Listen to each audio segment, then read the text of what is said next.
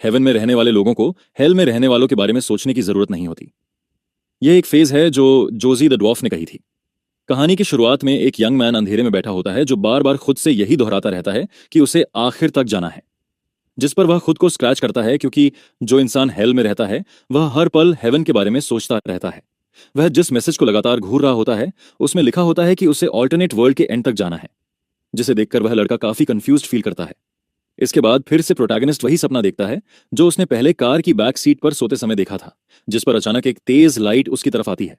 उसे खुद नहीं पता कि वह इतने सालों से इस केव में अकेला कैसे फंसा हुआ है। उसके पास बस एक ही चीज थी, सेलेस्टियल मार्शल आर्ट्स की एक बुक। आगे फिर एक मैसेज अपीयर होता है जिसमें लिखा होता है कि अगर वह घर वापस जाना चाहता है तो उसे पूरा रास्ता तय करना होगा और तब वह अपनी फैमिली को फिर से देख पाएगा। एक दिन उसे मैसेज मिलता है कि ट्यूटोरियल आखिरकार कंप्लीट हो चुका है, जिस पर उसी पल हमारा हीरो जाग जाता है। लड़का रो रहा होता है क्योंकि वह आखिरकार यहां तक पहुंच गया था। लेकिन जैसे ही वह पोर्टल क्रॉस करता है वह जगह उसकी दुनिया नहीं होती, बल्कि यह तो हर चीज की बस शुरुआत होती है। यह देखकर वह पूरी तरह डिस्पेयर में चला जाता है। उसे समझ नहीं आता कि यह सब क्यों हो रहा है। उसे घर वापस जाने की कोशिश करते हुए पूरे 10 साल हो चुके होते हैं। उसी समय कोई प्रोटैगनिस्ट को आवाज देता है और कहता है कि उसने लड़के की आवाज सुनी थी, इसलिए देखने आया है। आगे वह आदमी यह भी कहता है कि वह लड़के को जाने देना चाहता था, लेकिन उसका फैमिली भूखा मर रहा है, जिस पर वह कहता है कि उसे लड़के का फ्लैश चाहिए। उसकी आंखों में साफ डर दिख रहा होता है। तभी एक सोड जमीन पर गिरती है। हमारा हीरो जिंदा होता है और जो कुछ हुआ उसके लिए उस आदमी को ब्लेम कर रहा होता है। उसका दिमाग गिल्ट से भरे वर्ड से भर जाता है। उसी पल एक मैसेज आता है कि मार्शल आर्ट्स का लेवल इंक्रीज हो गया है। इस ट्रेजेडी के बावजूद प्रोटैगनिस्ट एक नए लेवल तक पहुंच चुका होता है। धीरे धीरे वह सिचुएशन को अम्यूजिंग समझने लगता है और फिर वह अनकंट्रोलेबली हंसने लगता है। उसी मोमेंट उस मैसेज को देखकर उसे समझ आ जाता है कि उसे उस मार्शल आर्ट्स बुक के साथ क्या करना है, यानी खुद को लेवल अप करते रहना है। अपने वर्ल्ड में वापस जाने के लिए उसे मैक्सिमम लेवल तक पहुंचना होगा। अब प्रेजेंट टाइम में एक लड़का डेमोनिक सेक्ट लीडर की तरफ भागता है। प्रोटैगनिस्ट एक हारे हुए आदमी से पूछता है कि वह सेक्ट लीडर की कौन सी जनरेशन से है। उसकी गर्दन पर सोड रखते हुए वह कहता है कि वह 8th जनरेशन का सोड एम्परर है। यहां यह साफ होता है कि हमारा हीरो पहले ही 6th और 7th जनरेशन को हरा चुका है। प्रोटैगनिस्ट को यह काफी कूल लगता है कि वे लोग बार बार उसे चैलेंज करने लौट आते हैं। फिर एक स्ट्राइक में हीरो अपने ओपोनेंट को खत्म कर देता है। इसके बाद एक फॉलोअर अपने लीडर का बदला लेने के लिए अटैक करता है, लेकिन प्रोटैगनिस्ट सोचता है कि जो खुद को डेमिकुन सेक्ट से बताता है उसे ऐसी बातें नहीं कहनी चाहिए। बिना रियलाइज किए उस लड़के का फेस पकड़ लिया जाता है। हीरो मानता है कि वह लड़का काफी ब्रेव है, किसी वजह से लड़के का बॉडी मूव नहीं करता। तभी एनर्जी की एक बैरियर क्रिएट होती है। प्रोटैगनिस्ट की पावर मॉन्स्ट्रस होती है। यह डेमोन्स्ट्रेशन दिखाने के बाद हीरो उस लड़के से कहता है कि जब वह और स्ट्रांग हो जाए तब फिर से उसे चैलेंज करे। वह बस चाहता है कि उनकी अगली एनकाउंटर फन हो। अब वह उस सेक्ट का नेक्स्ट लीडर बन चुका होता है। लेकिन अफसोस, इस बार जिस मास्टर से उसने फाइट की वह कुछ खास नहीं था। प्रोटैगनिस्ट को समझ नहीं आता कि खुद को एंटरटेन करने के लिए क्या करे। सब कुछ इतना बोरिंग हो जाता है कि वह मार्शल आर्ट्स मास्टर्स का एक ग्रुप बनाने के बारे में सोचने लगता है। हीरो आंखें खोलता है और स्काई की तरफ देखता है। उसे इस रियलिटी में रहते हुए पूरे 140 साल हो चुके होते हैं। शुरुआत में उसका बस एक ही गोल था, घर वापस जाना। लेकिन अब उसे अपने फैमिली के फेसेस तक याद नहीं रहते। उसके लिए हेवन कभी एग्जिस्ट ही नहीं करता, क्योंकि यह हेल जैसी लाइफ ही उसकी रियलिटी बन चुकी होती है। हीरो की पैटियंस अब लिमिट तक पहुंच चुकी होती है। उसी पल एक मैसेज अपीयर होता है। प्रोटैगनिस्ट आखिरकार मैक्सिमम लेवल तक पहुंच चुका होता है। इसके साथ ही डिविनिटी एसेंशन रिस्ट्रिक्शन रिमूव हो जाती है।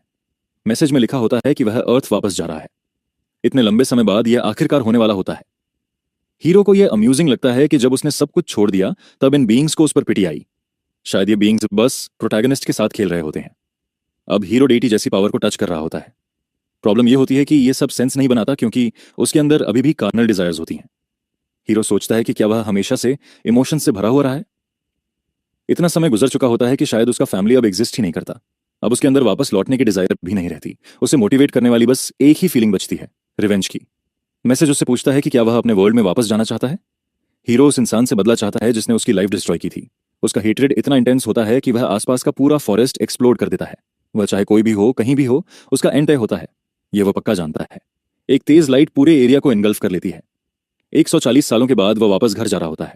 ईयर 2011, अर्थ चशिहायन इंसिडेंट से पहले। एक रेडिएंट वुमन कहती है कि नाइटमेयर्स आने वाले दिनों में शुरू होने वाले हैं। उसी समय फॉरेस्ट के बीच में एक गेट ओपन होता है। वह वुमन कहती है कि ह्यूमैनिटी को इवॉल्व करना होगा। दूसरी तरफ हजारों रेड आइज बाहर आने का इंतजार कर रही होती हैं। वह कहती है कि लोगों को अपनी ब्लेसिंग्स वेस्ट नहीं करनी चाहिए। कोई और कहता है कि चाशी हायान के आने का टाइम हो चुका है। Korea, year 2025, red wolf dungeon. Wolfs का एक पैक एक यंग मैन का पीछा कर रहा होता है और वे वुल्फ्स मॉन्स्ट्रस होते हैं। Archer technique, powerful arrow. एक स्ट्रॉन्ग रेन ऑफ मैजिक उस यंग मैन की लाइफ बचा लेता है। जिसने उसे बचाया होता है वह लीडर चांद सोल होती है। वह थैंकफुल होती है कि वह टाइम पर पहुंच गई, लेकिन अब उन्हें रिट्रीट करना होता है। इसी बीच डिस्ट्रैक्शन में एक वुल्फ पीछे से अटैक कर देता है। यहां तक कि लीडर भी उसे रोक नहीं पाती। दुर्भाग्य से वह अकेला नहीं होता, उसके ग्रुप के सभी मेंबर्स क्रीचर्स द्वारा खाए जा रहे होते हैं। चांद समझ जाती है कि सिचुएशन बेहद डेंजरस है, क्योंकि वुल्व्स एंडलेस लगते हैं। उसका माना भी खत्म होता जा रहा होता है। अगर यह ऐसे ही चलता रहा तो कोई भी जिंदा नहीं बचेगा। केओस के बीच वह अपने एक आदमी को भागते हुए देखती है। वह उसे आवाज देने की कोशिश करती है, लेकिन वुल्व से डील करना भी जरूरी होता है। धीरे धीरे वह भी सिचुएशन पर कंट्रोल खोने लगती है। सायो फॉरेस्ट में डेस्परेट होकर भाग रहा होता है। उसे लगता है कि इस ग्रुप को ज्वाइन करना उसकी लाइफ का सबसे बड़ा मिस्टेक था, इसलिए वह बचकर निकल जाना चाहता है।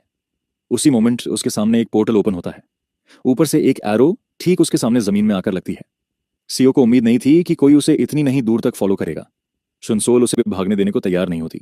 सू बातों से बचने की कोशिश करता है और कहता है कि वह खुश है कि उसकी लीडर अभी भी जिंदा है।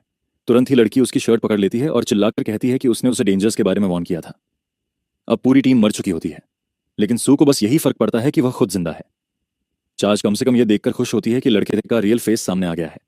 वह उससे बात करना छोड़ देती है और उसे जाने के लिए कहती है, क्योंकि उसे शक होता है कि इस बार सू का फादर उसे बचा नहीं पाएगा।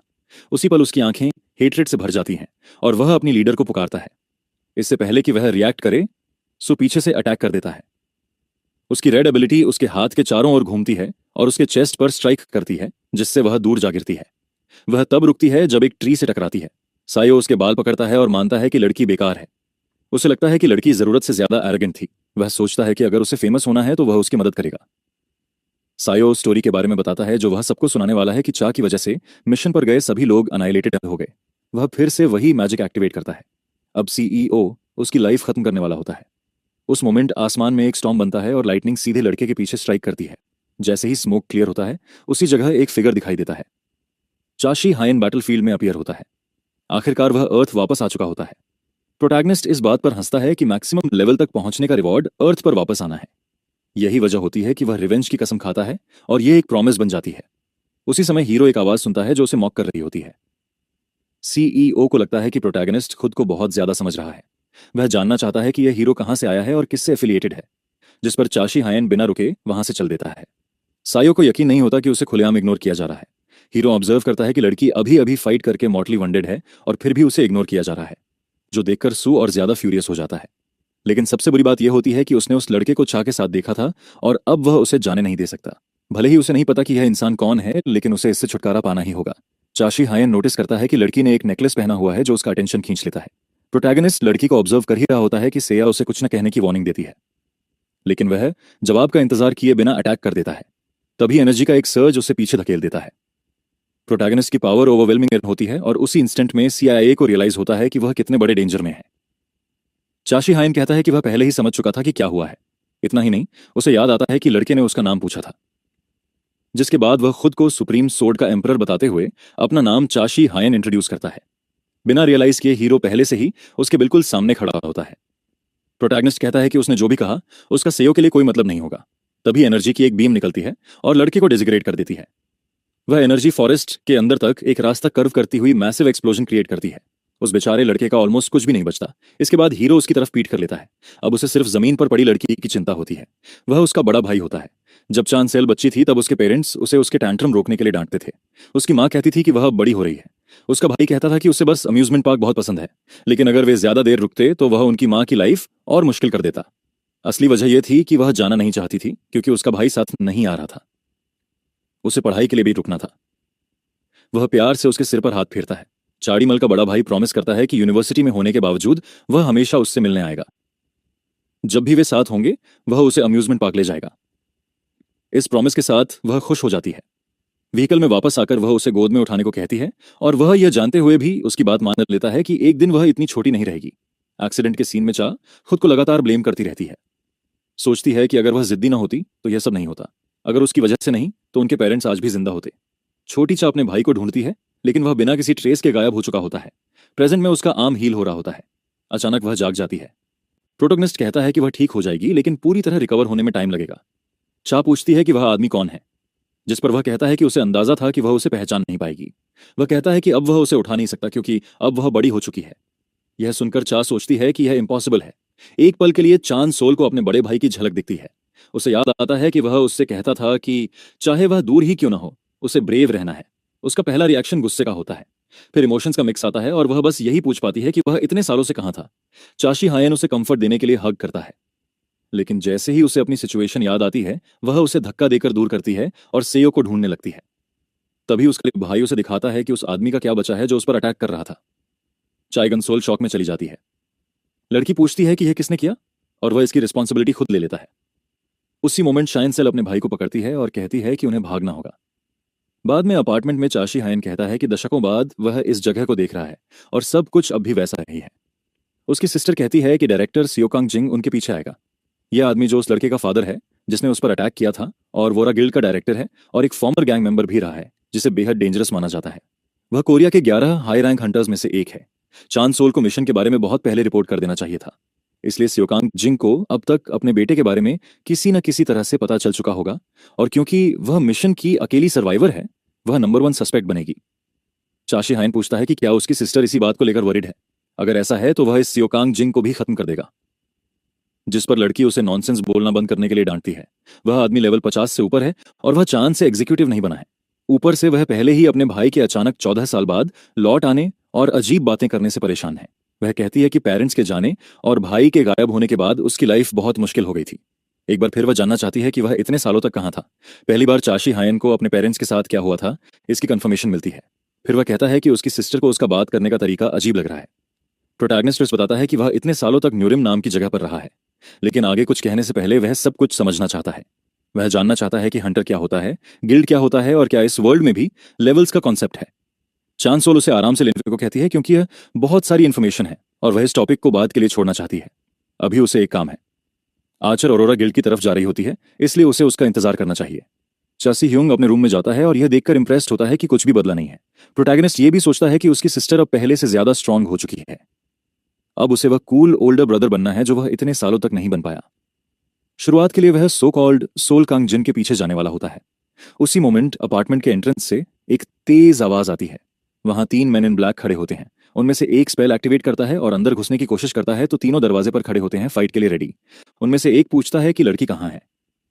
चासी ह्यूंग को इसकी उम्मीद नहीं होती। सीईओ कांग जिन खुद उसके पीछे आ चुका होता है। दूसरी तरफ शनेल सीधा ऑरोरा गिल्ड ऑफिस की तरफ जाती है, लेकिन उसे डर होता है कि बिल्डिंग में कदम रखते ही उसे अरेस्ट कर लिया जाएगा। वह यह भी सोचती है कि क्या कोई है जिससे वह मदद मांग सके।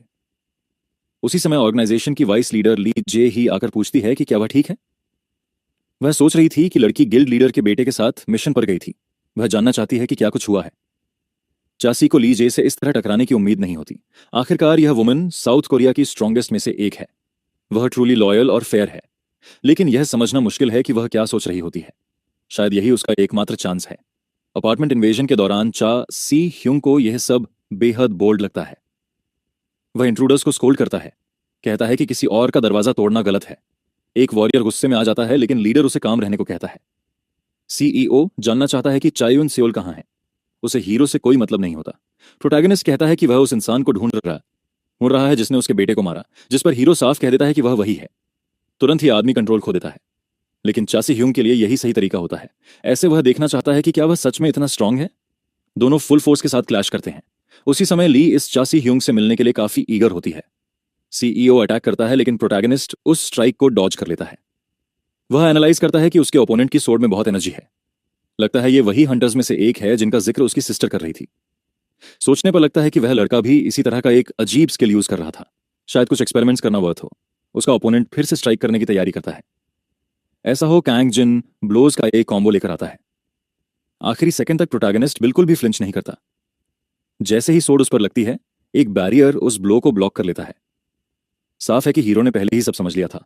चासी ह्यूंग को लगता है कि उसका ओपोनेंट सुप्रीम मास्टर लेवल पर है, जो कि सच में इंप्रेसिव है। हमारा हीरो सिर्फ एक हाथ से अटैक ब्लॉक कर लेता है। बिल्कुल कुछ भी न होने जैसा बिहेव करते हुए प्रोटैगनिस्ट पूछता है कि क्या उसके जैसे और भी 1000 लोग हैं। इसी मौके का फायदा उठाकर सबऑर्डिनेट्स अपने डायरेक्टर की हेल्प के लिए आगे बढ़ते हैं। तभी लाइट की एक बीम उनके एक शील्ड पर लगती है। चासी ह्यूंग इंटरप्ट होने पर गुस्सा हो जाता है। तभी उसकी नजर एक फायरी ग्लो पर पड़ती है।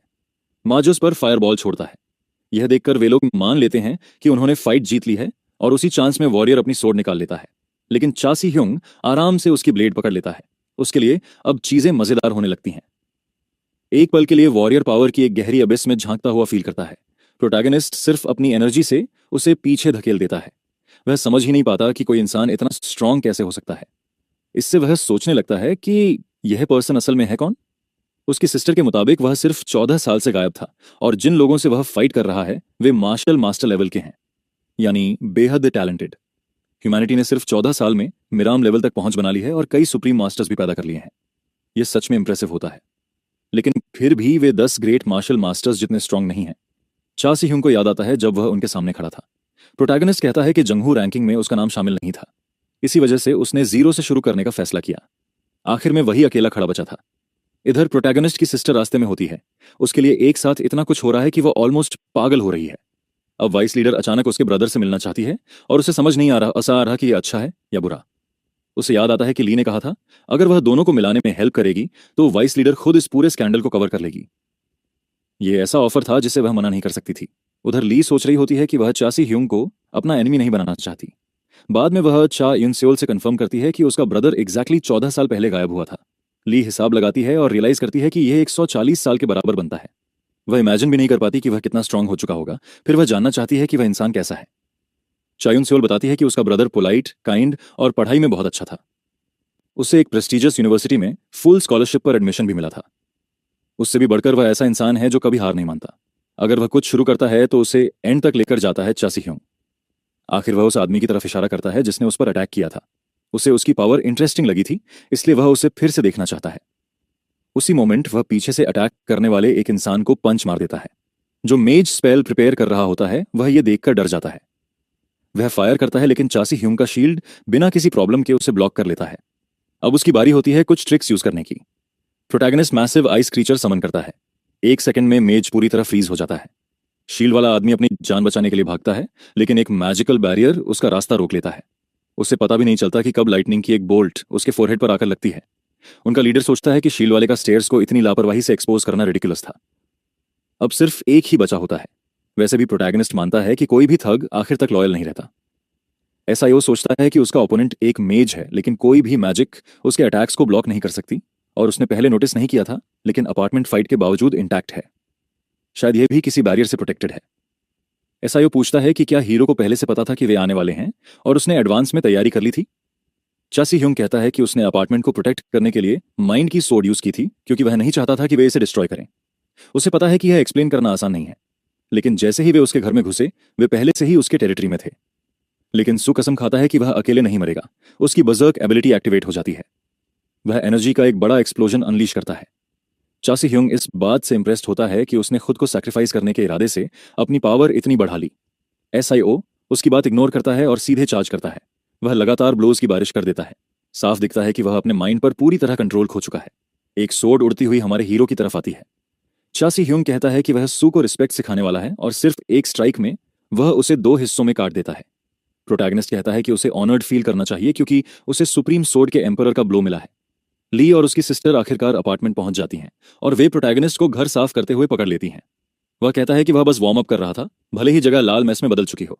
चा सी ह्यूंग कहती है कि वह अब भी लौटा ही है और ट्रबल शुरू कर चुका है, जिस पर उसका ब्रदर कहता है कि उसे मिरिम जाना चाहिए और स्ट्रांग बनना चाहिए। तभी प्रोटैगनिस्ट वाइस लीडर को नोटिस करता है। वह फील करता है कि उसकी energy celestial cultivation martial art से रेजोनेट कर रही है। ली हैरान हो जाती है कि प्रोटैगनिस्ट साउंड ट्रांसमिशन भी यूज कर सकता है। अब तक वह सोचती थी कि यह एबिलिटी सिर्फ उसके पास है जब तक कि वह दूसरे वर्ल्ड में नहीं गई थी। अगले दिन चाय उन हुल अपने रूम में सो रही होती है। अचानक वह बिना सोचे जाग जाती है और डरते हुए दौड़ती है। चाय उन हुल अपने ब्रदर को पुकारती है। तभी उसे उसकी आवाज सुनाई देती है। चा सी ह्यूंग मजाक करते हुए पूछता है कि क्या उसे लगा कि वह फिर से गायब हो गया है। यह जानकर कि यह सपना नहीं है, वह पूछती है कि वह इतनी सुबह क्यों उठा है। वह उसे 1 सेकंड रुकने को कहता है और अपना फोन चेक करता है, जैसे किसी चीज ने उसका अटेंशन खींच लिया हो। प्रोटोगोनिस्ट को लौटे हुए 1 हफ्ता हो चुका है, लेकिन सब कुछ अब भी ड्रीम जैसा फील होता है। वाइस लीडर लीजी हाय बस इतना कहती है कि वे फिर मिलेंगे। उसके बाद कुछ लोग आते हैं और अपार्टमेंट साफ कर देते हैं। उसी दिन एक न्यूज रिपोर्ट आती है जिसमें सु जंग योन की ट्रेजिक डेथ और उसके फादर के रिटायरमेंट का अनाउंसमेंट होता है। सेओ जिनली अपना प्रॉमिस निभाती है। क्योंकि चो एन हुल लास्ट मिशन की अकेली सर्वाइवर थी, गिल्ड कुछ समय तक उस पर नजर रखेगा। और अब वाइस लीडर ने उसके ब्रदर को समन किया है, जिससे यह सवाल उठता है कि वह क्या प्लान कर रही है। वह बस यही होप कर सकती है कि उसका ब्रदर सेफ रहे। ली जी हाये अकेले एक कैफे में बैठी होती है। चासी ह्यूंग को यह फनी लगता है कि वह किसी भी चीज की चिंता करती हुई नहीं दिखती। आखिरकार उसके आसपास हमेशा गार्ड्स होते हैं। पहले वह कहती है कि वह जल्दी आ गया, फिर क्लैरिफाई करती है कि वे बॉडीगार्ड्स नहीं, सिर्फ एक गार्ड है। जब चासी ह्यूंग टी की एक सिप लेता है तो वह उसका टेस्ट पहचान लेता है। ली कहती है कि वह सिर्फ वही टी पीने के लिए होमिन सिटी तक जाया करती थी, जाहिर है मर्म में रहते हुए। प्रोटैगनिस्ट अप्रिशिएट करता है कि वह सीधे पॉइंट पर आई। वह एक्सप्लेन करती है कि 3 लोग दूसरे वर्ल्ड में गए थे। उनके अलावा ट्वाइलाइट गिल्ड का लीडर पार्क टेड हून भी था, जिसकी गिल्ड के साथ उनकी डीप राइवलरी है। ली ने उनके लीडर से बात करने के बाद कुछ बातें डिस्कवर की थीं, जैसे कि 2011 में वह एक केव में जागा था और उसके पास सेलेस्टियल कल्टिवेशन मार्शल आर्ट्स नाम की एक बुक थी। जब वह केव से बाहर निकला तो खुद को मर्म की वर्ल्ड में पाया। यह बिल्कुल वही एक्सपीरियंस था जो प्रोटैगनिस्ट ने किया था। उससे भी वही मैसेज मिला था। अगर उसे अपने वर्ल्ड में वापस जाना है तो उसे उस वर्ल्ड को पूरा पार करना होगा। चासी ह्यूंग हंटर और रेड एरा की शुरुआत के साथ ही वापस आया और यह शायद उनके उस दूसरे यूनिवर्स के सफर से जुड़ा हुआ है। फिर वे उससे पूछते हैं कि वह डंजन्स के बारे में क्या जानता है। वह कहता है कि 14 साल पहले जब एक गॉडेस अपीयर हुई थी तब रेड्स, मॉन्स्टर्स और आरपीजी जैसे क्लास सिस्टम्स भी उसके साथ आए थे। प्रोटैगनिस्ट जानना चाहता है कि वह और पार्क इस वर्ल्ड में वापस कैसे आए, जिस पर ली जवाब देती है कि वे मर चुके थे। उसी इंस्टेंट वह एनर्जी शिफ्ट फील करती है। हीरो को याद आता है कि उनसे उस वर्ल्ड के एंड का विटनेस बनने को कहा गया था। चासी ह्यूंग अंदर से काफी एजिटेटेड हो जाता है। वह सोचने लगता है कि क्या गॉडेस जानती है कि उसे मिरिम किसने भेजा था। जैसे मैक्सिमम लेवल तक पहुंचने पर उसे अर्थ लौटने का रिवॉर्ड मिला, वैसे ही हंटर के रूप में भी वही करने पर कोई इक्विवेलेंट रिवॉर्ड होना चाहिए। शायद वहीं से उसे अपने आंसर्स मिलेंगे। ली को जो हो रहा है उससे थोड़ी नर्वसनेस होने लगती है। हीरो उससे पूछता है कि वह उसके करीब क्यों आ रही है। इसके जवाब में वह वॉक पर चलने का पूछती है। ली एक्सप्लेन करती है कि उसकी गिल्ड पार्क के साथ कॉन्फ्लिक्ट के एज पर थी, लेकिन अब उनका लीडर मर चुका है और क्योंकि हीरो इसके लिए रिस्पॉन्सिबल है, वह चाहती है कि वह इसकी रिस्पॉन्सिबिलिटी ले। वाइस लीडर चाहती है कि चासी ह्यूंग उसकी गिल्ड में मैनेजरियल पोजीशन ज्वाइन करे। बदले में वह फेम और फॉर्चून का प्रॉमिस करती है। हीरो कहता है कि वह उसकी सिस्टर का सुपीरियर है, इसलिए वह ऑफर को इग्नोर नहीं कर सकता। फिर भी वह मना कर देता है। जब रीजन पूछा जाता है तो वह कहता है कि वह अकेले एक्ट करना पसंद करता है। चासी ह्यूंग किसी ऐसे इंसान का सबॉर्डिनेट नहीं बनना चाहता जो उससे वीक हो। ली उसकी बातों पर सोचती है और प्रपोज करती है कि वे टेस्ट के जरिए डिसाइड करें कि स्ट्रॉन्गर कौन है। प्रोटैगनिस्ट कहता है कि उसने मर्म में करीब 140 साल बिताए हैं। वाइस लीडर जवाब देती है कि एज और स्किल सीधे प्रोपोर्शनल नहीं होते। चासी ह्यूंग इससे अग्री करता है क्योंकि अगर कोई 300 साल भी वहां रहा हो तब भी वह उसके जितना स्ट्रांग नहीं होगा। ली कहती है कि वह खुद देखना चाहती है। उसी पल उसकी एनर्जी का सर्ज निकलकर फील्ड पार करता हुआ प्रोटैगनिस्ट तक पहुंचता है। वह पावर मैजिक से बनी एक आई का शेप ले लेती है। इस एबिलिटी का नाम डांस ऑफ शैडोज होता है। उसकी सारी सेंसेस अफेक्ट होने लगती हैं और आसपास सब कुछ डार्क होता जाता है।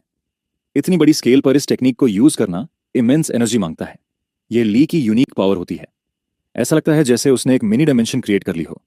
आउटसाइड से देखने पर बस इतना लगता है कि वे गायब हो गए हैं। मेरे में लोग उसे स्कारलेट चेरी ब्लॉसम कहते थे और वह कभी भी एक असैसिनेशन मिशन फेल नहीं करती थी। जोशी हायन पहले से ही सस्पेक्ट कर रहा था कि वह आखिरी दम तक लड़ने वाली इंसान है। अब यहां सिर्फ 2 ऑप्शंस होते हैं। यह सर्वाइवल की फाइट होती है, भले ही वह उसे थ्रेट कर रही हो। हीरो को लगता है कि इस एबिलिटी का पर्पस ओपोनेंट को ट्रैप करना नहीं है और उसी इंस्टेंट उसकी नेक पर एक ब्लेड आ जाती है। ली कहती है कि वह सही है। चासी हायन नाइफ को डॉज करता है। ली ब्लेड का एंगल चेंज करती है। प्रोटैगनिस्ट अपनी हथेली से हर स्ट्राइक ब्लॉक कर लेता है। इतनी स्पीड के बावजूद वह उसकी डिफेंस को पार नहीं कर पाती। फिर वह अटैक्स की एक और फ्लरी प्रिपेयर करती है। अगली बराज में प्रोटैगनिस्ट पीछे की तरफ लीप कर जाता है। अब डिस्टेंस पर आकर वह कहता है कि उसका फाइटिंग स्टाइल काफी पिक्यूलियर है, मेरे के ग्रेटेस्ट असैसिन डार्क किंग का मार्शल स्टाइल। यह सुनकर वह स्टन्ड हो जाती है कि उसने एक ग्लांस में पहचान लिया। चासी हायन कहता है कि वह पहले भी किसी ऐसे इंसान से लड़ा था, लेकिन तब वह इनएक्सपीरियंस था, इसलिए वह उसे 1 सेकंड में हरा बैठा था। प्रोटैगनिस्ट एक ऑफर देता है। अगर वह 3 स्टाइल्स तक यूज करके उसे डिफीट कर पाती है तो वह गिल्ड ज्वाइन कर लेगा, लेकिन आखिरी स्ट्राइक पहले स्टाइल में काउंट हो चुकी है। ली चैलेंज एक्सेप्ट कर लेती है। चासी हायन को यह फैसिनेटिंग लगता है कि वह उसकी सेंसेस से कंप्लीटली गायब हो जाती है, जैसे वह इनविजिबल हो गई हो। 3 एनर्जी बर्स्ट्स उसकी तरफ उड़ते हैं। उसे यह मूवमेंट इंटरेस्टिंग लगती है। प्रोटैगनिस्ट डॉज करने की कोशिश करता है। भागते हुए भी मैजिक उसका पीछा करती रहती है। अब जोशी है अपनी टेक्निक प्रिपेयर करता है। वह एनर्जी से स्ट्राइक डिफ्लेक्ट करता है। प्रोटैगनिस्ट बिना स्क्रैच के बाहर आता है, फिर भी वह उसकी पावर एक्नॉलेज करता है। वह मैग्निफिसेंट होती है। अगले ही मोमेंट वह फिर से उस पर अटैक करती है। ये सेकंड स्टाइल होता है। ली डिस्टेंस क्रिएट करती है। वाइस लीडर एडमिट करती है कि उसने प्रोटोगनिस्ट के बारे में सुना था। वह जानती है कि वह सभी मास्टर्स में सबसे स्ट्रांग था, इसलिए चासी हायन का स्ट्रॉन्गेस्ट होना लॉजिकल है। ग्राउंड से एनर्जी के स्टेकस बाहर निकलते हैं। ली डिक्लेयर करती है कि अगर वह उसे डिफीट कर देती है तो वह वर्ल्ड की स्ट्रॉन्गेस्ट होगी। प्रोटोगनिस्ट को यह चैलेंज इंटरेस्टिंग लगता है। इस पावर शो को देखकर वह एक पल के लिए स्पीचलेस हो जाता है। यह उसका अल्टीमेट अटैक होता है, शैडो डैगर टेक्निक। ली अपनी पूरी ताकत इसमें लगा देती है। शैडोज हर डायरेक्शन से क्लोज होने लगती हैं। डिफेंस के लिए वह sword of the mind use करता है और एक मैसिव एक्सप्लोजन क्रिएट होता है। लाइट और शैडो एक दूसरे को ओवर पावर करने के लिए भिड़ते हैं। एनर्जी ली को हिट करती है। एक मैसिव बोल्डर उसकी तरफ उड़ता है, लेकिन उसका बॉडी मूव नहीं करता, जैसे कोई उसे रोक रहा हो। लास्ट सेकंड पर प्रोटैगनिस्ट उसे बचा लेता है। यह थर्ड स्टाइल होता है। फाइट खत्म हो जाती है। शाशी हायन पूछता है कि क्या वह कंटिन्यू करना चाहती है। कांपते हुए वह डिफीट एक्सेप्ट कर लेती है। इसके बाद स्काई नॉर्मल हो जाता है। वह आगे फाइट नहीं करेगी, लेकिन बदले में वह एक चीज जानना चाहती है। ली पूछती है कि उसने ऐसा क्या किया, क्योंकि एक पल के लिए उसे फील हुआ कि वह किसी ऐसी चीज से लड़ रही थी जिसे वह कभी कन्वर कर नहीं सकती। शाशी हायन कहता है कि वह उस रियलम में उस स्पेस को यूज करने में कॉन्फिडेंट होने के लिए सही है। उस स्टेट में वह किसी भी नॉर्मल इंसान से ज्यादा स्ट्रांग होती। आखिरी वर्ड्स उसे ऑफ गार्ड कर देते हैं। फिर वह पूछती है कि वह किस लेवल तक पहुंचा था। एंड में प्रोटैगनिस्ट कहता है कि यह एक अच्छा फाइट था, इसी वजह से वह ऑरोरा ज्वाइन करने के लिए अग्री करता है, लेकिन उसे मटेरियल्स और इन्फॉर्मेशन सपोर्ट चाहिए होगी। फिर भी वह फ्रीलांसर रहेगा, ऑफिशियल मेंबर नहीं। वे एलाइज होंगे क्योंकि हीरो किसी के ऑर्डर्स फॉलो नहीं करना चाहता। ली एक कंडीशन पर अग्री करती है। उसे प्रॉमिस करना होगा कि वह कभी भी ट्वाइलाइट गिल्ड ज्वाइन नहीं करेगा। इस पर वह सुप्रीम सोर्ड के एम्पायर के नाम पर कसम खाता है। ली को वह नाम थोड़ा फ्लैशी लगता है। साथ ही शाशी हायन कहता है कि वह अब किसी का पीछा नहीं चाहता। यह फाइनल वार्निंग होती है।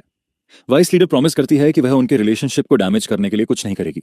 इसके बाद वह अपनी शर्ट फाड़ देता है। यह उसकी अपॉलॉजी का साइन होता है। शाशी हायन एडमिट करता है कि वह उसे प्रोवोक कर रहा था, लेकिन वह सिर्फ एक हाई रैंक हंटर को फुल एक्शन में देखना चाहता था। एक पल के लिए वह थोड़ा एम्बैरेस्ड भी लगता है, लेकिन ली कहती है कि उसे कोई प्रॉब्लम नहीं थी, क्योंकि इससे वह बिना होल्ड बैक किए फुल स्ट्रेंथ से फाइट कर पाया। क्यूरियस होकर हीरो पूछता है कि उसने बाकी सब छोड़कर असैसिनेशन स्टाइल क्यों चुना। ली जवाब देती है कि कभी उसके मन में किसी को खत्म करने का डेस्परेट थॉट आया था, और यहीं यह टॉपिक खत्म हो जाता है। हीरो को याद आते हैं वे मैसेजेस जो उसे अपने वर्ल्ड में लौटने के लिए मिलते थे। शाशी हायन को वही रिवेंज की ड्राइव फील होती है जो उसे होती है। डर्ट रोड के एंड पर एक कार खड़ी होती है। गार्ड पहले से वरीड लगता है। जब वह बैठती है तो वह पूछता है कि क्या वह ठीक है। वह आदमी नोटिस करता है कि उसने डांस ऑफ शैडोज यूज किया था। वुमन कहती है कि वह उस टेक्निक से अपने टारगेट को स्क्रैच तक नहीं कर पाई। जैसा एक्सपेक्टेड था, वह नॉर्मल स्टैंडर्ड से कहीं आगे है। अब उसका मना पूरी तरह खत्म हो चुका होता है। उससे भी बुरा, उसने उसे सच में अटैक तक नहीं किया। उसे समझ ही नहीं आता कि वह डिफेंस कैसे कर रहा था। ली एडमिट करती है कि वह हार चुकी है। गार्ड पूछता है कि क्या वह प्रोटैगनिस्ट को फेस्टिवल में भेजने वाली है। वाइस लीडर कहती है कि वह पार्क के अगेंस्ट एक की प्लेयर बनने वाला है। उसे याद आता है कि किसी ने उससे कहा था कि उसे उसके लीड को फॉलो करना होगा, क्योंकि वही मार्शल गॉड है। प्रोटैगनिस्ट आखिरकार घर पहुंचता है, लेकिन कुछ कहने से पहले ही उसकी सिस्टर दौड़कर उसे हग कर लेती है। पहले तो उसे समझ नहीं आता कि वह ऐसा क्यों कर रही है, क्योंकि अब वह उसे हग से क्रश करने की कोशिश कर रही होती है। अब से वह नहीं चाहती कि वह कहीं जाए या किसी डेंजरस चीज में इन्वॉल्व हो। उसे डर होता है कि वह फिर से गायब हो जाएगा। शाशी हायन समझता है कि वह कैसा फील कर रही है, लेकिन वह बताता है कि वह हंटर बनने के बारे में सोच रहा है। यह सुनकर उसकी सिस्टर बिल्कुल भी खुश नहीं होती। प्रोटैगनिस्ट एक्सप्लेन करता है कि उसके पास जो मिस्टिकल क्यूब है वह उसे लाइजी ने दिया था। इस ऑब्जेक्ट की मदद से वह अपना स्टेटस विंडो एक्सेस कर सकता है। इसके बाद शाशी हायन उस आइटम को अपने हाथ में लेता है। उसी पल क्यूब ग्लो करने लगता है। धीरे धीरे वह आइटम डिसइंटीग्रेट होने लगता है। यहां तक कि प्रोटैगनिस्ट को भी थोड़ा डिसअपॉइंटेड फील होने लगता है कि कुछ हो ही नहीं रहा। शाशी हायन बड़बड़ाता है, सोचता है कि ली एक स्कैमर है। जिस पर उसकी सिस्टर उसे कहती है कि स्टेटस स्क्रीन एक्सेस करके देखें। तभी दो इमेजेस अपीयर होती हैं। एक इमेज दिखाती है कि वह मैक्स लेवल पर है, और दूसरी इमेज में वह लेवल 1 पर दिखता है। साथ में लिखा होता है कि उसके पास कोई क्लास नहीं है। ऑरेंज वाली मुरिम से जुड़ी हुई है और वह सिर्फ वही देख सकता है। दूसरी तरफ ब्लू वाली इमेज उसके हंटर स्टेटस को शो करती है। उसकी सिस्टर यह देखने के लिए एक्साइटेड होती है कि उसे कौन सी क्लास मिली है, लेकिन फिर वह हैरान रह जाती है। इसके बाद वह खुशी मनाते हुए कहती है कि उसका डेस्टिनी हंटर बनना नहीं है, और यह सेलिब्रेट करने वाली बात है। इस वर्ल्ड में 6 बेसिक क्लासेस होती हैं: warriors, shield bearers, mages, clerics, archers और रोग्स। हर कोई एक बेसिक क्लास से स्टार्ट करता है जो बदली नहीं जा सकती, और आगे चलकर वह एडवांस्ड क्लास में इवॉल्व होते हैं। एग्जाम्पल के लिए चैतन्य, जो एक आर्चर है, वह शार्प शूटर बन चुकी है, लेकिन प्रोटोगोनिस्ट के पास इनमें से कोई भी क्लास नहीं है, और उसकी नज़र में यह प्रूफ है कि वह बस एक नॉर्मल इंसान है। ऑफकोर्स नॉर्मल इंसान भी हंटर बन सकता है, लेकिन प्रॉब्लम एबिलिटीज की होती है। इसी वजह से वह उम्मीद करती है कि वह यह सब छोड़ देगा। हंटर को डेवलप करने और मॉन्स्टर्स से फाइट करने के लिए एक्सपीरियंस पॉइंट्स चाहिए होते हैं। इसके उलट बिना क्लास वाले इंसान को टेक्निक्स मैन्युअली सीखनी पड़ती हैं। रेफरेंस के लिए सबसे सस्ता और सिंपल मली कॉम्बैट क्यूब भी 20 मिलियन वॉन का होता है। यही वजह है कि क्लास वाले हंटर्स ऑटोमेटिकली लेवल अप करते हैं। जिनके पास क्लास नहीं होती, उन्हें बड़े इसमें लगातार पैसा डालना पड़ता है। तो सवाल यही रह जाता है, ट्रू सोल के पास एग्जैक्टली इतना पैसा नहीं है, लेकिन तभी उसे याद आता है कि ली उसे स्पॉन्सर करने वाली है। अनफॉर्चुनेटली फॉर हर, वह उसके ब्लफ में नहीं आता। पीछे सोचने पर अगर उसने वह अलायंस नहीं बनाई होती तो वह इस समय सीरियस ट्रबल में होता। लेकिन बात यहीं खत्म नहीं होती। फैक्ट यह है कि मुरिम में वह मार्शल जीनियस था, लेकिन अर्थ पर इसका मतलब है कि वह ऐसा इंसान है जिसके अंदर कोई टैलेंट ही नहीं है। चियक माउंटेन्स में यह ऑरोरा गिल्ड का ट्यूटोरियल रेड होता है, लेकिन इसे दूसरे शब्दों में बनी रेड भी कहा जाता है। तभी एक एरो आकर इसे एक्सप्लोड कर देता है। शाशी ह्युन को यह रिडिकुलस लगता है कि एक सिंपल रैबिट पकड़ने के लिए उन्हें इतना सीरियस होना पड़ रहा है। उसकी सिस्टर बताती है कि बहुत से रूकी हंटर्स इस रीजन को हल्के में लेते हैं और फिर ट्रबल में फंस जाते हैं। वह मूनस्टोन दिखाती है। इसमें रॉ अनरिफाइंड नेचुरल एनर्जी होती है। इसकी वैल्यू बहुत ज्यादा होती है और यही रीजन है कि न्यूक्लियर पावर प्लांट्स गायब हो गए। चैड डोनेल अपने ब्रदर को केयरफुल रहने को कहती है क्योंकि डंजन में कुछ भी हो सकता है। वह नोटिस भी नहीं कर पाती और वह एक साथ कई रैबिट्स को गिरा देता है। जो बात उसे परेशान करती है वह यह है कि वह उसे पूरी तरह इग्नोर कर रहा है। इसी के बीच प्रोटैगनिस्ट रियलाइज करता है कि जब वह मार्शल आर्ट्स पावर यूज करता है तो उसे हंटर पॉइंट्स नहीं मिलते। चासी ह्युन अपनी एबिलिटी को देखता है और सोचता है कि कहीं उसने गलत चॉइस तो नहीं कर ली। उसे जो पावर मिली है वह सिर्फ एक बेसिक डैगर टेक्निक ही होती है। उसकी सिस्टर उसे फ्री पावर मांगने पर कॉल आउट करती है क्योंकि उसे क्लास डी एबिलिटी मिली है। शी विल कमेंट करती है कि उसे नहीं पता उसने किस तरह का कॉन्ट्रैक्ट किया है, लेकिन उसे साफ दिख रहा है कि वह वुमन उसका फायदा उठाना चाहती है। प्रोटैगनिस्ट उसे इग्नोर करता रहता है और वह काफी इरिटेटेड सा दिखता है। यहां तक कि लड़की भी एटमॉस्फेयर चेंज होते हुए नोटिस कर लेती है, लेकिन इससे पहले कि वह उसे टच करे वह उसका हाथ पकड़ लेता है और पूछता है कि क्या उसे कहीं और नहीं जाना है। शायद अनसोल शॉक में चली जाती है। एग्जैक्टली 337 रैबिट्स, इतने रैबिट्स उसके ब्रदर अपनी हाइटेंड परसेप्शन से सेंस करता है। उसे लगता है कि यह किसी बिगिनर के लिए बहुत ज्यादा है। यही वह मोमेंट होता है जब उसका ब्रदर वहां से चल देता है। चासी ह्युन खुद को ह्यूमिलिएटेड फील करता है। वह डी स्किल यूज करता है जबकि वह ऐसा इंसान है जो सोर्ड्समैनशिप के पिनेकल तक पहुंच चुका है। उसके ऊपर से उसे क्लासलेस नोबडी लेबल किया गया है। चासी ह्युन हवा में अपना वेपन ड्रॉ करता है और अपनी एनर्जी चैनल करता है। जैसे ही वह जमीन पर उतरता है उसके पैरों के नीचे एक क्रेटर बन जाता है। रैबिट्स की पूरी आर्मी उसे सस्पिशियस नजरों से देखती है। उसे अपनी सिस्टर के चिल्लाने की आवाज सुनाई देती है और वह मजाक में कहता है कि वह यह गुस्सा बाद के लिए बचा कर रखे क्योंकि अभी वह सोच रहा है कि इन्हें पकाएगा कैसे। एक साथ कई वार्निंग मैसेजेस अपीयर होते हैं। उनमें ब्लेड यूज करने के इंस्ट्रक्शंस होते हैं। सिस्टम जब उसे गाइड करने की कोशिश करता है तो वह और भी अनॉयड हो जाता है। उसके लिए अब फन और गेम्स खत्म हो चुके होते हैं। सारे रैबिट्स एक साथ अटैक कर देते हैं। अब वे ज्यादा बीस्ट्स जैसे लगते हैं। वे कौन होते हैं उसे इतनी आसानी से कुछ सिखाने वाले? प्रोटैगनिस्ट सबको काट गिराता है। उसे बताया गया था कि हंटर्स 14 साल पहले एग्जिस्ट करने लगे थे, इसलिए किसी के भी उसके लेवल तक पहुंचने में कम से कम 100 साल और लगेंगे। फिर से कई मैसेजेस अपीयर होते हैं। डैगर टेक्निक से जुड़ा एक नोटिफिकेशन आता है। यह कुछ नया लगता है। चासी ह्युन अपनी सिस्टर से पूछता है कि इन मैसेजेस का क्या मतलब है। वह कहता है कि विंडोज बहुत छोटी हैं और वह उन्हें एनलार्ज करना चाहता है। दूसरी तरफ उसकी सिस्टर इस बात से काफी वरीड होती है कि उसने अभी क्या किया। प्रोटैगनिस्ट कहता है कि शायद यह कोई बग या कुछ ऐसा ही है, लेकिन चियोनसोल समझ नहीं पाती कि वह इतनी जल्दी सोर्ड्समैनशिप में प्लस तक कैसे पहुंच गया। तभी कुछ हीरो का अटेंशन खींचता है। वह पूछता है कि क्या पैसिव स्किल्स जो माना यूज नहीं करती पैसिव तरीके से पॉइंट्स गेन करती हैं। वह अग्री कर जाती है। प्रोटैगनिस्ट ये सुनकर काफी खुश होता है कि उसकी स्किल को डिवाइन ओरिजिन की सुप्रीम ट्रेजर कहा गया है, जिसमें प्लस प्रोफिशिएंसी चाहिए जो परफेक्शन से भी ऊपर होती है। चासी ह्यान को लगता है कि इससे फ्यूचर काफी आसान हो जाएगा। इसके बाद वह स्ट्राइक करने की तैयारी करता है। उसका ब्लो एनर्जी की एक पावरफुल वेव क्रिएट करता है। अब साफ हो जाता है कि वह मार्शल आर्ट्स यूज करके स्किल पॉइंट्स गेन कर सकता है। शायद यही रीजन है कि कोरिया के टॉप हंटर्स ली जिहाए और पार्क ताहू हैं, क्योंकि उन्होंने भी यूनिक स्किल्स हासिल की होंगी। ये सुनकर शादुनुल अपने बो को देखती है। फिर वह अपने ब्रदर से कहती है कि वह उसे मार्शल आर्ट्स सिखाए। चा युनवुक कहती है कि उसे पहले से ही शक था, लेकिन अब वह श्योर हो चुकी है कि वह बहुत स्ट्रांग है। उसे रेड डंजन की बातें याद आती हैं। अगर वह स्ट्रांग नहीं बनी तो वह इसे दोबारा होने से रोक नहीं पाएगी। वह जानती है कि वह रिग्रेट करती रहेगी, लेकिन वह कभी अपने ब्रदर जितनी स्ट्रांग नहीं बन पाएगी। इससे पहले कि वह ज्यादा इमोशनल हो, वह प्रॉमिस करता है कि वह उसे सिखाएगा। यह पहली बार होगा जब प्रोटैगनिस्ट का कोई डिसाइपल होगा, और यह अच्छी बात है क्योंकि वह हमेशा उसके पास रह सकेगा और वह खुद को प्रोटेक्ट करना सीख पाएगी। अब जब सब सेटल हो चुका होता है, वह उसे अपने मास्टर को फॉलो करने को कहता है। दोनों खुले मैदान में साथ दौड़ते हैं। संसोल पूछती है कि अब वह क्या करना चाहता है। वह जानना चाहती है कि क्या वह हंटर स्किल्स ही यूज करता रहेगा। उसी मोमेंट 2 रैबिट्स उन पर अटैक कर देते हैं। प्रोटैगनिस्ट तुरंत मार्शल आर्ट्स यूज करने के लिए रेडी हो जाता है और एक स्ट्राइक में उन्हें उड़ा देता है। हीरो जवाब देता है कि उसे नहीं पता कि उसका फ्यूचर हंटर के तौर पर कैसा होगा। इवन अब लेवल अप करने का तरीका समझने के बाद भी वह क्लास स्किल चाहता है। उसे याद आता है कि ली ने मार्शल आर्ट्स और रोग स्किल्स को इवॉल्व करके पावर हासिल की थी, इसलिए उसे भी ऐसी क्लास ढूंढनी होगी जो उसके लिए सूट करे। तब से उसके दिमाग में एक आइडिया आता है। हीरो हवा में जंप करता है और रैबिट्स के ऊपर हवर करने लगता है।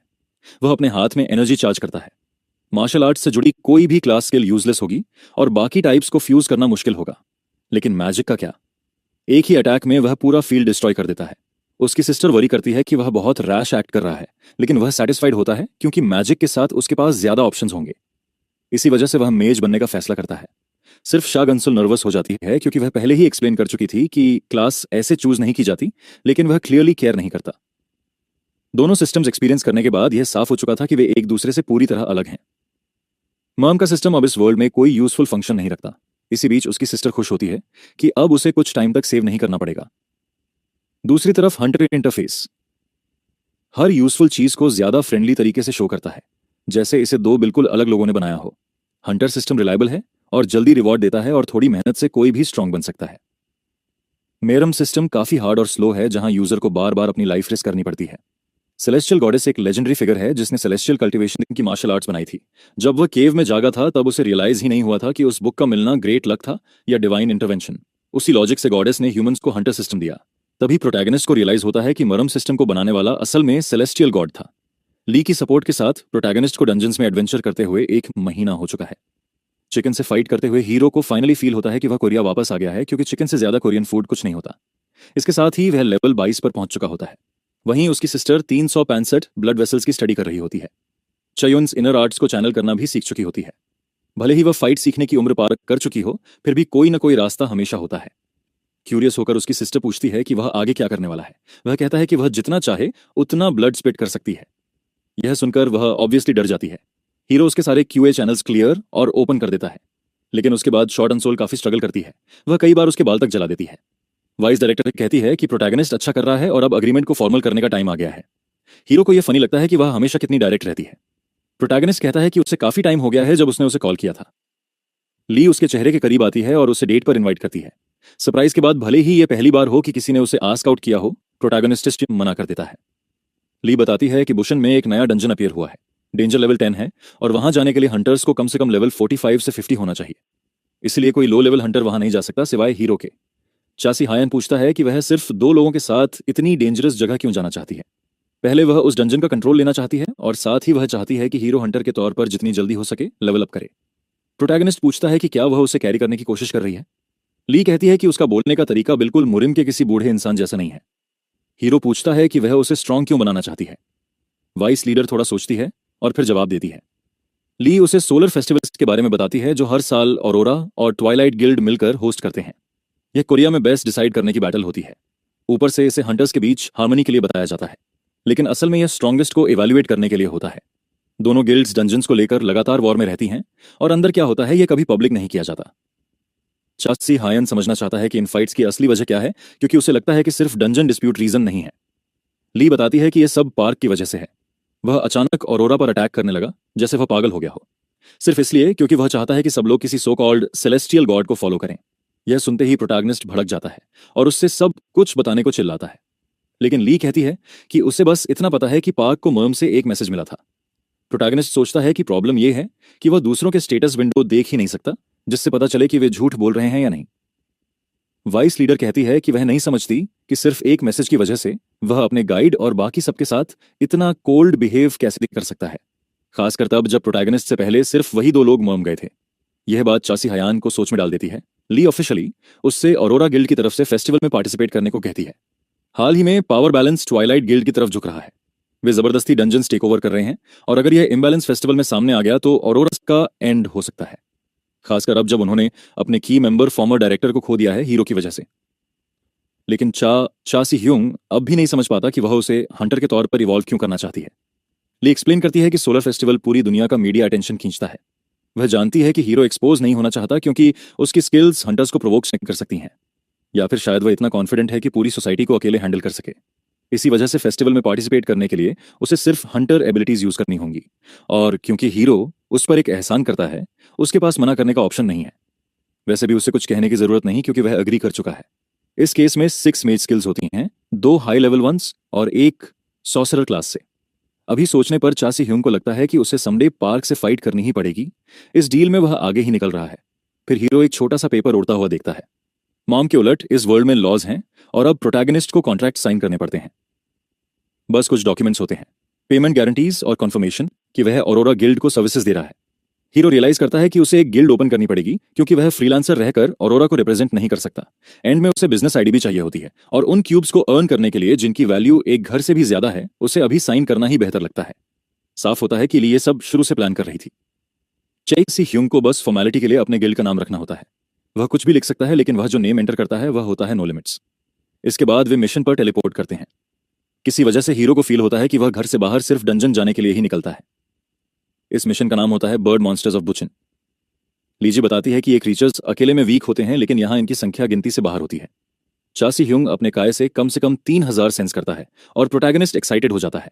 उसके लिए जितने ज्यादा उतना बेहतर। हीरो लाइट का एक स्पीयर क्रिएट करता है। इस अटैक से वह हवा में उड़ रहे क्रीचर्स को इलेक्ट्रोक्यूट कर देता है। ली शॉक में होती है क्योंकि उसने यह टेक्निक अभी अभी सीखी है। हीरो कहता है कि उसके लिए माना और की काफी सिमिलर तरीके से काम करते हैं। ली उसे ओवरडू ना करने को कहती है, नहीं तो एनर्जी जल्दी खत्म हो जाएगी, लेकिन प्रोटैगनिस्ट को ऐसा नहीं लगता। चासी ह्यूंग पूछता है कि क्या डंजन्स में हमेशा सिर्फ एक ही टाइप का मॉन्स्टर होता है। उसकी फ्रेंड कहती है हाँ। हीरो को यह अजीब लगता है। ली बताती है कि 14 सालों में हजारों डंजन्स डिस्कवर हो चुके हैं, लेकिन आज तक एक भी ऐसा केस नहीं आया जहां एक ही डंजन में 2 टाइप्स के मॉन्स्टर्स हों। तभी कोई बर्ड मॉन्स्टर पर अटैक करता है और उसका बचा खुचा हिस्सा दीवार पर फेंक देता है। एक जायंट ड्रैगन गुस्से में रोर करता है। लेक के किनारे एक आदमी डिश में फीड लेकर फिश को डाल रहा होता है। दूसरी तरफ ट्वाइलाइट गिल्ड के लीडर पार्क ते हून के हाउस में उसका सबॉर्डिनेटर किम चोल हो उसे बताता है कि ऑरोरा की वाइस लीडर अजीब बिहेव कर रही है। इंटेल के मुताबिक वह एक रुकी को काफी सपोर्ट दे रही है और उसके साथ कई डंजन्स जा चुकी है, लेकिन लीडर को इस इन्फॉर्मेशन से खास फर्क नहीं पड़ता। असिस्टेंट आगे बताता है कि रुकी गिल्ड के एक मेंबर का भाई है जो 14 साल पहले गायब हो गया था और अभी वापस आया है। असिस्टेंट के पास और भी बातें होती हैं, लेकिन आखिरी बात पार्क का अटेंशन खींच लेती है और वह पूछता है कि रुकी इतने सालों तक कहां था। किम रिपोर्ट देखता है और कंक्लूड करता है कि उन्हें नहीं पता, लेकिन उन्हें यह जरूर पता है कि ऑरोरा का फॉर्मर लीडर रिटायर नहीं हुआ था। वह अपने बेटे की वजह से उस रुकी से कन्फ्रंट करने के बाद गायब हो गया था। पार्क कहता है कि वह आदमी अब जिंदा नहीं है। उसका असिस्टेंट इस बात को मानने में थोड़ा मुश्किल फील करता है। लीडर कहता है कि चासी ह्यूंग वही है जिसने उसे खत्म किया था और इसी वजह से पार्क को यकीन है कि हमारा हीरो मर्म से आया है। हीरो डिफीटेड क्रीचर्स को घूरता रहता है। चासी ह्यूंग सोचता है कि इन एबिलिटीज को यूज करना उसके मर्म पावर से अलग फील होता है, लेकिन ली उसे टोक देती है क्योंकि वह कुछ ज्यादा ही एंजॉय कर रहा है। प्रॉब्लम यह होती है कि वह इस डंजन में कम से कम 1 घंटे से है और आसपास सब कुछ डिस्ट्रॉय करने के बाद उसका मन शायद काफी लो हो चुका है। चासी ह्यूंग उसे कुछ एक्सप्लेन करना चाहता है। वह कहता है कि अगर कोई ऐसी स्किल हो जो लाइफ एनर्जी को माना में कन्वर्ट कर सके। प्रोटैगनिस्ट एक्सप्लेन करता है कि मॉम में उसे इथीरियल बॉडी की पावर मिली थी जिससे उसे इन्फिनिट एबिलिटीज मिली और उसके पास सुप्रीम इटर्नल वाइटैलिटी भी है। लेकिन ली के लिए यह सारी इंफॉर्मेशन बहुत ओवरवेलमिंग हो जाती है, इसलिए प्रोटैगनिस्ट इसे सिंपल शब्दों में समझाने का फैसला करता है। हीरो के पास इन्फिनिट एनर्जी फ्लो है।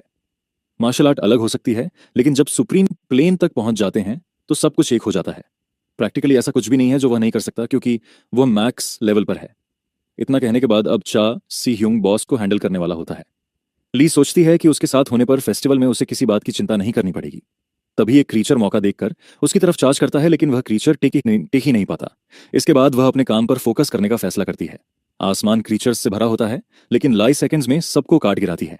अटैक के बाद वह गिरने से बचने के लिए एक माउंटेन को पकड़ लेती है। वह रॉक का यूज करके मोमेंटम लेती है और लीप करती है। वाइस लीडर मॉन्स्टर से मॉन्स्टर तक जाती है और एक एक करके सब क्लियर करती जाती है। जब वह माउंटेन के एज तक पहुंचती है तब भी यह खत्म होता नहीं दिखता। मॉन्स्टर्स लगातार आते रहते हैं। वापस जाकर लाई डंजन का डेंजर लेवल चेंज करने वाली होती है, क्योंकि इनकी संख्या रिपोर्ट से कहीं ज्यादा है। वह मिशन के लिए परफेक्ट टीम कॉम्पोजिशन का फायदा उठा रही होती है। एक मेज, एक आर्चर, एक क्लेरिक, एक स्काउट और कोई भी क्लास। उसी मोमेंट उसे फील होता है कि कुछ गलत है। जायंट ड्रैगन्स का एक ग्रुप उनके ऊपर से उड़ता है। मैसिव होने के अलावा अब उसे समझ आता है कि एक ही डंजन में 2 टाइप्स के क्रीचर्स क्यों हैं। हिट होने से पहले वह जंप करके खुद को सेव कर लेती है, लेकिन तुरंत एक और ड्रैगन आ जाता है। इस बार वह अपनी मैजिक प्रिपेयर करती है। प्रॉब्लम यह होती है कि एक और ड्रैगन जिसे वह देख नहीं पाई थी उसकी तरफ आ रहा होता है और वह मिड एयर में हिट हो जाती है। लाई रियलाइज करती है कि वे डिमोनिक पावर्स यूज कर रहे हैं। पूरा डंजन सिस्टम टूट चुका होता है।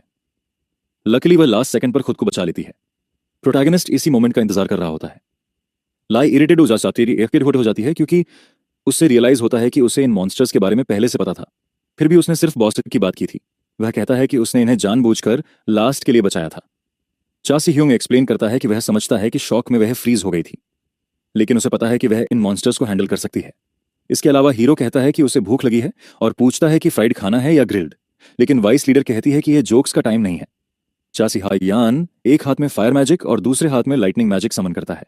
टुगेदर ये उसकी नई एबिलिटीज होती हैं। वह इन्हीं का इंतजार कर रहा था। सारे ड्रैगन्स उसकी तरफ उड़ते हैं। आसमान डेड मॉन्स्टर्स से भर जाता है। फाइट के दौरान ली कहती है कि उसे लगा था वह मैजिक से लड़ेगा, लेकिन किसी वजह से वह फिस्ट्स यूज कर रहा है, जिस पर चासी हायान कहता है कि यह प्योर मैजिक है।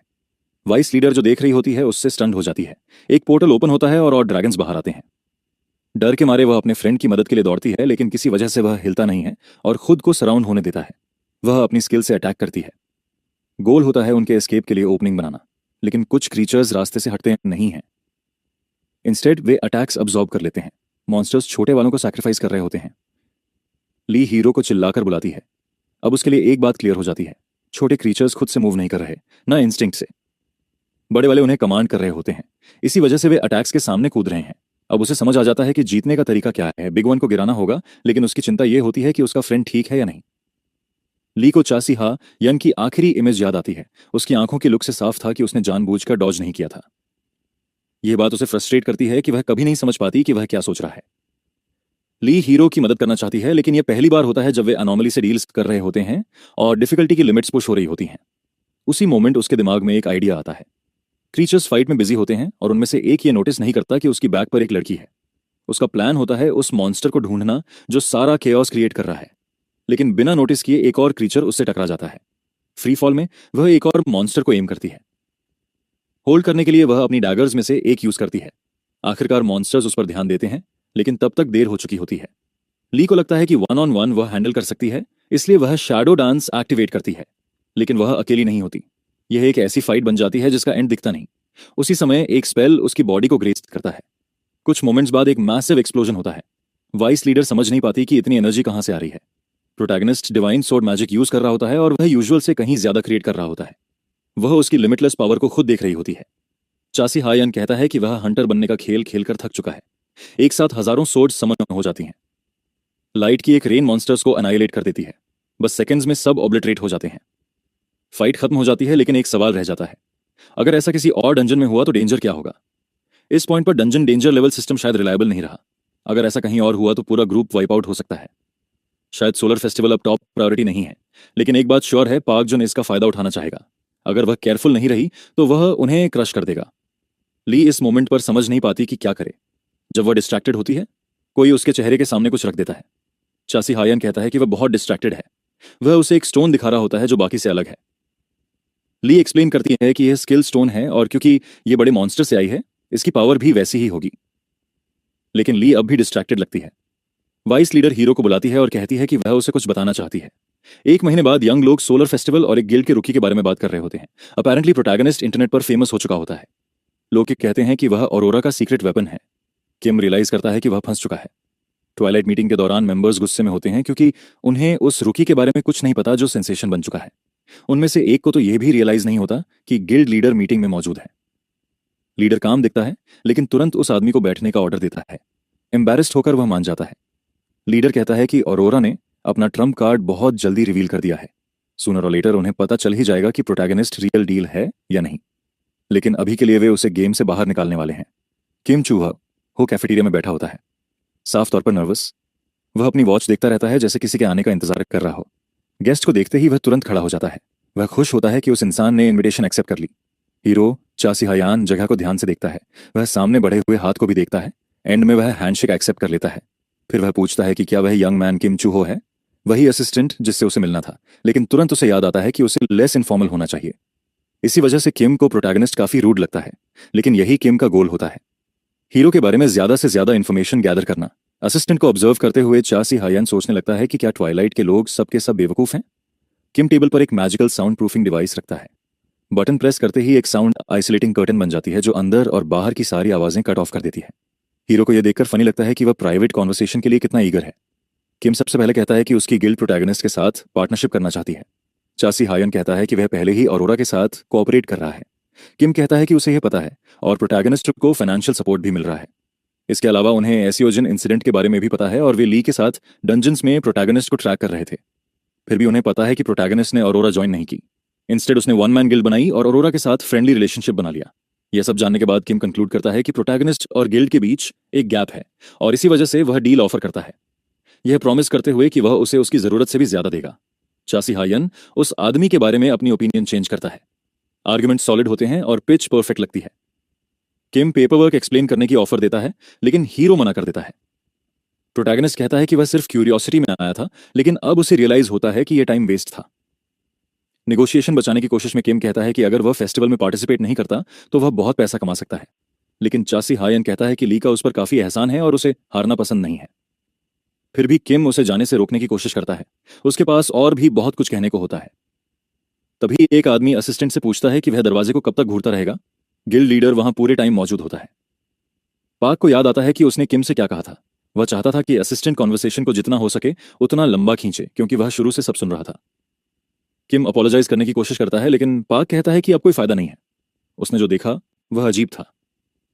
मीटिंग छोड़ते हुए वह सोचता है कि यह चासी हायन आखिर है कौन। ली को मीटिंग की रिपोर्ट मिलती है और वह सोचती है कि पार्क काफी पिस्ड होगा।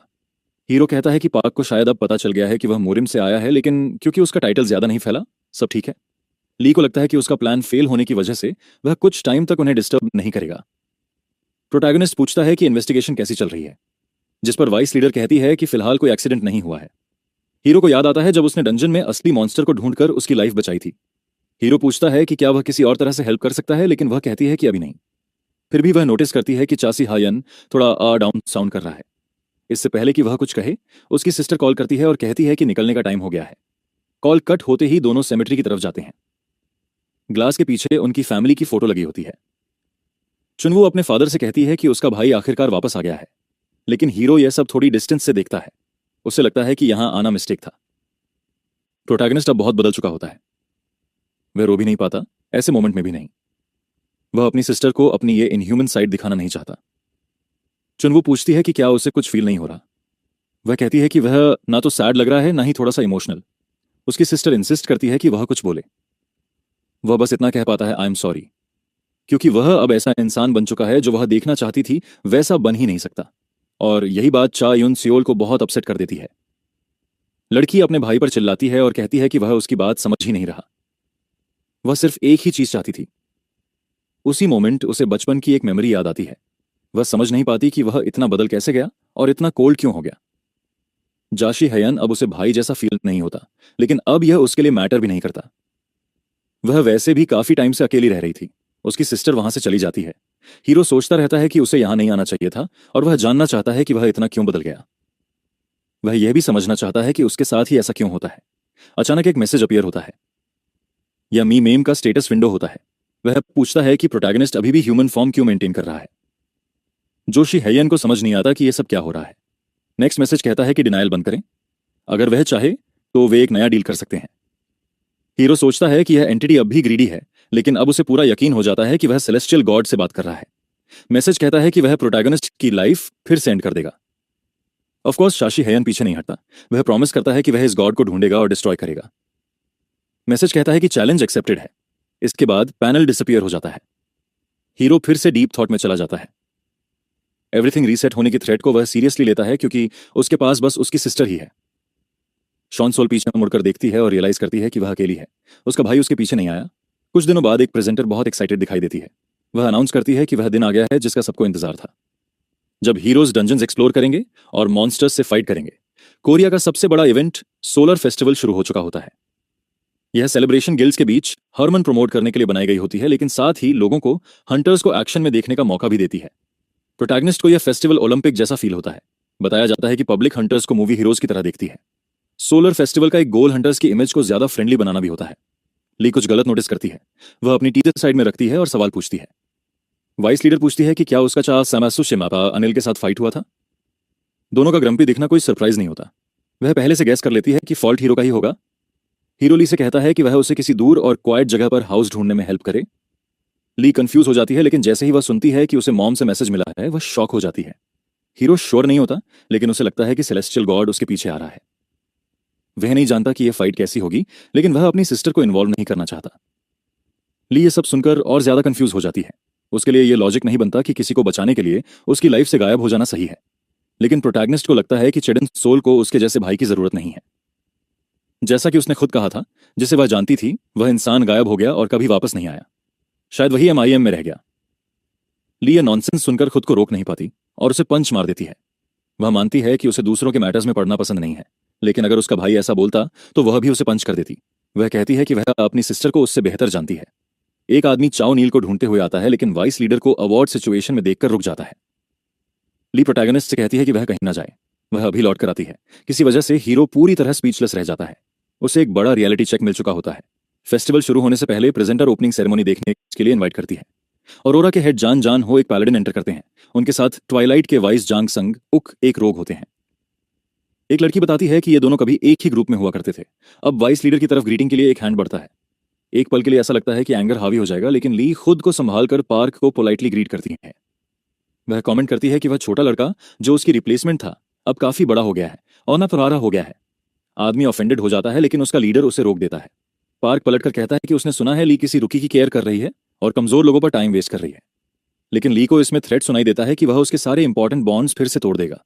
फिर भी वह जवाब देती है कि वह इसे कॉम्प्लीमेंट की तरह लेगी। असल में वह उसकी चैलेंज एक्सेप्ट कर रही होती है। सोलर फेस्टिवल अब ऑफिशियली बिगिन हो चुका होता है। एक मैच पहले ही स्टार्ट हो चुका है।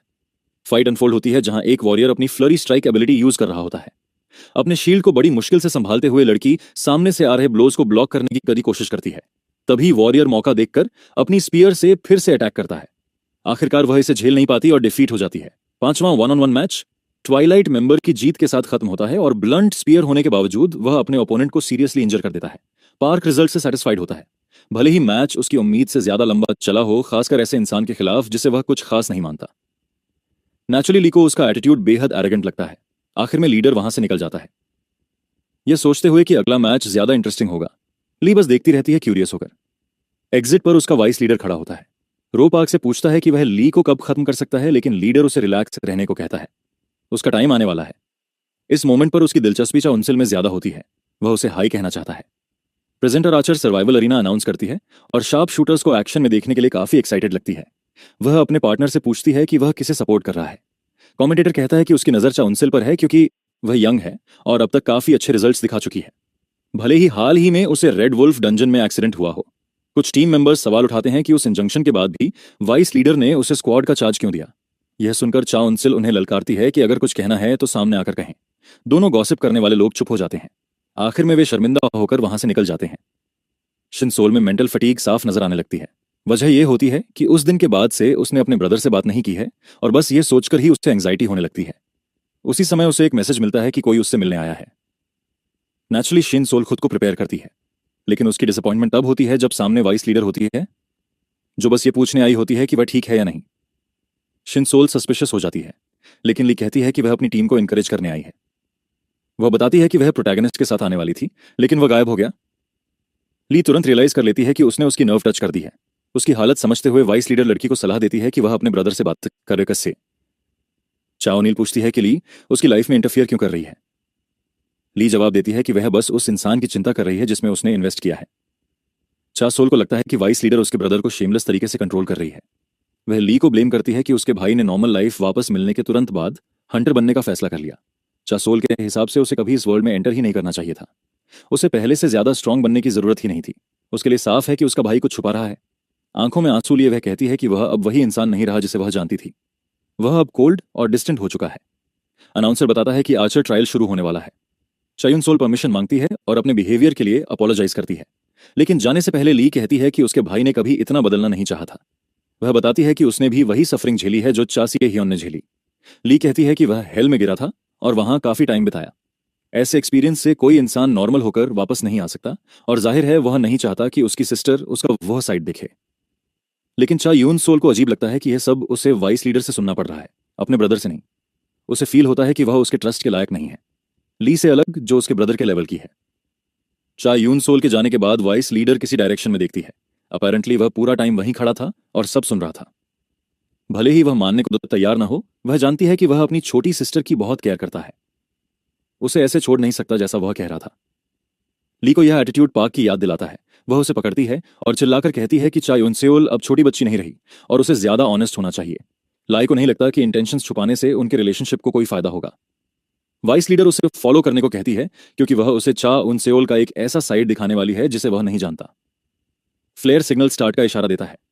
रबल के बीच से फिगर्स बाहर आते हैं। कुछ ही मोमेंट्स में दोनों गिल्ड्स की 6 स्क्वाड्स आमने सामने होने वाली होती हैं। पाक ये सब देख रहा होता है, इस बात से डरा हुआ कि अब क्या होने वाला है। आखिरकार उसने कुछ स्पेशल प्रिपेयर किया होता है और इसी के साथ गेम शुरू हो जाता है। रेडियो पर चार्ली नाम की आवाज आती है कि उन्होंने एनिमी को ढूंढ लिया है। टीम गॉल्फ बताती है कि वे भी 200 मीटर दूर कॉम्बैट में हैं। चा यूनसेओल को अपने ब्रदर के साथ हुआ आर्ग्यूमेंट याद आता है। इसी वजह से उसका गुस्सा और बढ़ जाता है। जो बात उसे और अपसेट करती है वह यह है कि उसने लाई पर भरोसा किया, उस पर नहीं। कुछ मैसेजेस परस्यूट के बारे में आते हैं लेकिन चा यूनसेओल का ध्यान अब भी उसी आर्ग्यूमेंट पर रहता है। तभी वह एनिमी को स्पॉट करती है, लेकिन टीम रिपोर्ट करती है कि टारगेट उसके लिए बहुत दूर है। -300 मीटर एक स्नाइपर की रेंज से बाहर होता है, लेकिन लड़की रिस्क लेती है। चा यूनसेओल अपने एरो को एनर्जाइज करती है और स्नाइपर्स के लिए यूज करती है। टारगेट को अटैक आते हुए दिखता है, लेकिन वह कुछ कर नहीं पाता। इसके साथ ही ट्वाइलाइट का छठा मेंबर गेम से एलिमिनेट हो जाता है। वह कंफर्म करती है कि उसने टारगेट हिट किया है और पूरी टीम हैरान रह जाती है। चा यूनसेओल बस यही चाहती है कि उसे अंडर एस्टिमेट ना किया जाए। बचपन की एक मेमोरी उसे याद आती है जब लोग उसकी पूरी फैमिली को खो देने पर उस पर पिटी करते थे।